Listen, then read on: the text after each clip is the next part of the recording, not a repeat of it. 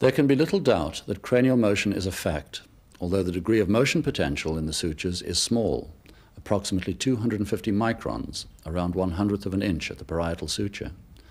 Our next palpation exercise will attempt to evaluate this motion.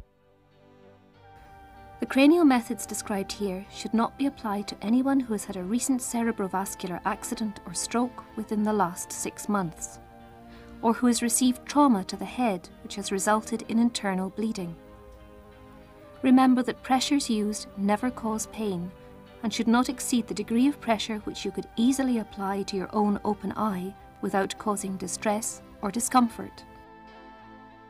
The next exercise should assist in learning to feel minute degrees of motion in the skull sutures. You are at the head of the table, thumbs resting on the bregma, finger pads on the parietals, medial to the suture, but carefully avoiding the temporal articulation with the parietals. The hands will palpate, stabilize, and monitor as you apply contact pressure to the bregma. This is achieved by pressing the heels of your hands together, which helps the fingers engage the parietals while establishing a gentle palpation contact of the thumbs against the bregma. The patient inhales deeply and at the same time moves the feet into dorsiflexion. On exhalation, the feet should be actively plantar flexed as your hand contacts monitor the motions resulting from the fascial tug caused by inhalation and dorsiflexion, followed by exhalation and plantar flexion. A wave-like sensation is being looked for in the cranial structures as these movements and functions produce their influences. Restriction of the cranial sutures or of the internal reciprocal tension membranes will impede this free motion.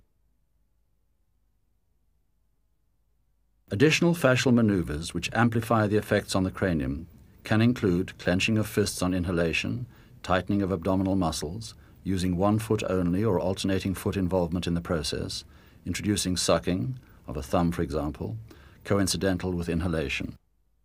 The motion should be felt both at the bregma and the occiput, so after testing for motion at the bregma, shift hand position to the occiput while the thumbs continue to rest on the bregma and repeat the exercise. What do you feel? How do you account for the movements you sense other than as a result of fascial and/or muscular influences which have a profound influence on the cranium via their internal fascial connections as well as their external attachments?